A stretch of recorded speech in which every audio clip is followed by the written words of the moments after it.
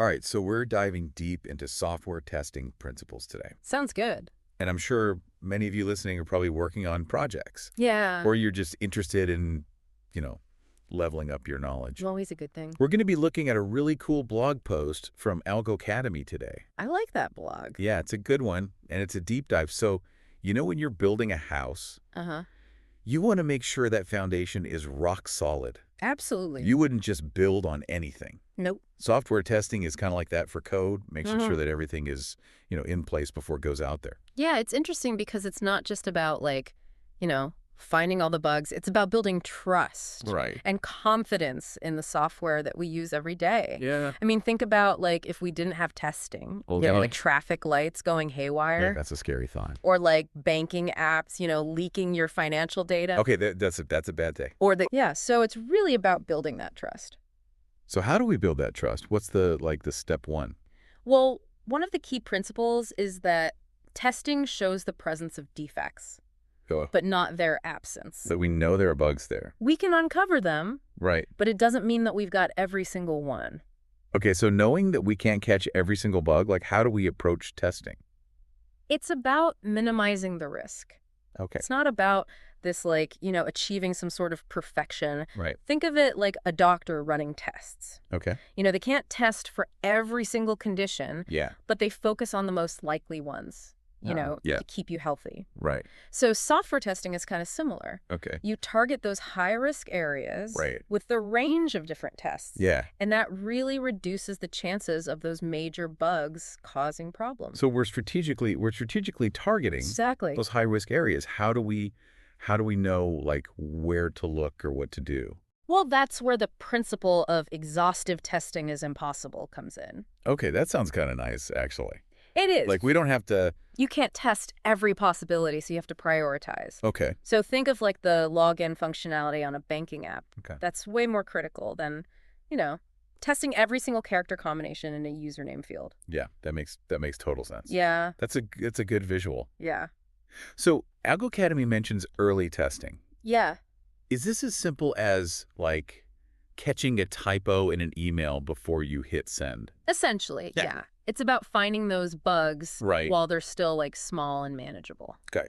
Imagine if there's a tiny crack in the foundation of your house. Yeah. It's way easier to fix it than wait until the whole thing's unstable. Right. Yeah. You don't want it to get too far gone. Exactly. Okay. So how do we integrate that? So that's where shift left testing comes in. It means integrating testing throughout development, Right, not so- just at the end. Right. It's like having a quality control expert Right. kind of embedded within the construction team, Right. continuously monitoring the build rather than just doing a final inspection at the end. Yeah. Yeah. That makes a lot of sense because you don't want to get to the end and then realize, Yeah, oh no, we got to go back and redo all this stuff. exactly. So shift left sounds like a good move. What else do we need to keep in mind? Well, another key principle is something called defect clustering. Okay. And this means that bugs tend to cluster together. Interesting. It's almost like they're having parties Bug parties, I like it. in certain parts of the code. There you So go. we can target our testing efforts. So they're predictable in a way. Yeah, based on past experiences and the nature of the code. Interesting. Okay, so knowing where those bug hotspots are, Yeah. that seems really helpful. It is. It makes testing much more efficient. Yeah. Instead of just spreading your efforts thinly, Right. you concentrate resources where you're most likely to find those pesky defects. It's like knowing where mosquitoes hang out so you can pack extra repellent. Exactly. The more we know about these principles, Yeah, the better we can be about, protecting ourselves. right. What else should we know? So there's something called the pesticide paradox. Okay. And it basically states that if you keep using the same tests over and over again, Right. those bugs can become resistant. Oh, interesting. Almost like mosquitoes becoming immune to a specific repellent. So they learn how to get around Exact. our tests. Yeah, they're sneaky little things. They adapt. They do. So how do we keep our tests fresh then, so that we can kind of outsmart those bugs? Well, you got to keep your tests evolving. Okay. Varied. Okay. That's like a good workout routine. Okay. You got to challenge your software Right. to uncover those weaknesses. So we've got a lot of these key principles down. I'm ready to get into the types of testing that Algo Academy mentions in this post. Yeah, let's do it. Where should we start? Okay, let's jump into that. Okay, so we talked about some of those like really important principles. Yeah, we've laid some groundwork there. Exactly, the foundation. The foundation. And to think we're just getting started. We are. There's different types of testing too, right? Yes. We've mentioned unit testing, but I'm curious about these other types. Yeah, so there's performance testing, for example. Okay. That's where you're really like putting the software through its paces. Okay. Seeing how it handles under pressure. So not just if it works, but how well it works. Exactly. Okay, so can you give me an example? Yeah, think of like a popular website. Okay. During a big sale. Oh, yeah. You know, thousands of users are flooding in. They want those deals. They want the deals. And if the website like crashes, yeah, that's bad. It's a disaster. Nobody wants a website crash. So performance testing simulates those scenarios to help us identify those bottlenecks. So we can avoid those crashes. Exactly. Okay, and what about, there's this term regression testing. Yeah. And I feel like regression means like going backwards. It kind of does, but... So how does that work with testing? It's all about safeguarding the existing functionality when new code is added or changes are made. Okay. Think of it like you're remodeling your kitchen, right? But you don't want to like weaken the structure of your house. Right, you want to make sure it still stands. Exactly. So how do we test for that? You run a series of tests that target those core functionality. Okay. It's like a safety net. So we don't break things while we're adding new things. Yeah. We want to make sure it all fits together. Absolutely. Like a puzzle. So we build this new structure. Yeah. It's all good. We've done all our regression testing. Mm-hmm. What's the next step? Then you move into acceptance testing. This is like the final stage before you release the software. To the public? To the users, yeah. Yeah? So the clients, or even like the end users themselves, get to test it. Right. Make sure it's doing what it's supposed to do. It's like the dress rehearsal. It's before the big show. Yeah. Wow, this whole like rundown of testing types has been really eye-opening. Every step is so important. It is. It's a symphony of tests all working together. We've gone over a lot. Yeah. But I feel like we're just scratching the surface. There's more. Algo Academy mentions these best practices for software testing. Like, how do we take all this and actually apply it to our projects? Good question. Let's talk about those best practices. Yeah, let's get into it. All right. So we've talked about all these principles and the different types of testing. Yeah, the foundations and the kind of the cutting edge. Right, exactly. But I imagine it's not always like sunshine and rainbows when you're actually testing. It can be a battlefield out there sometimes. So what are some of the challenges that testers face? Well, one of the big ones is time.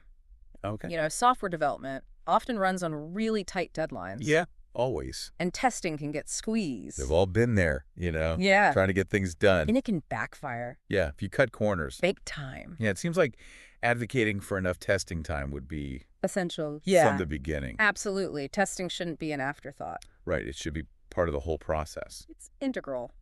Yeah. What else? What other challenges? Well, another one is dealing with like constantly evolving requirements. Oh. Or maybe they're not even clear. Oh, that sounds frustrating. It can be. Yeah, it's like trying to hit a moving target. How do you deal with that?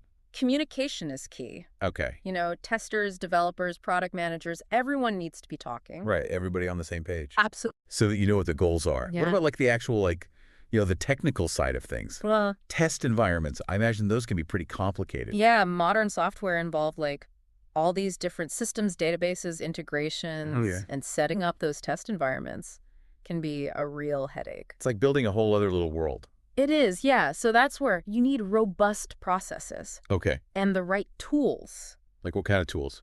Think containerization technologies. Okay. Infrastructure as code. Okay. These things help you create those consistent environments. So you can keep things under control. Exactly. What about the data that you use for testing? Yeah. Is that ever a challenge? It's a big one. Okay. Because you need data that reflects the real world. Right. But you also need to be mindful of privacy. All right. So it's a balancing act. So how do you find that balance? Well, there are techniques like data masking, synthetic data generation, really good data management practices. So it sounds like being a good tester. Yeah. You need all these technical skills. Yeah. But you also need to be creative. Absolutely. Problem solving is huge. Yeah. So all these challenges aside, yeah, what What are the opportunities? What's exciting about the future of testing? Oh, it's a great time to be in testing. Really? Because technology is evolving so rapidly. Yeah. And that means the way we test software is evolving too.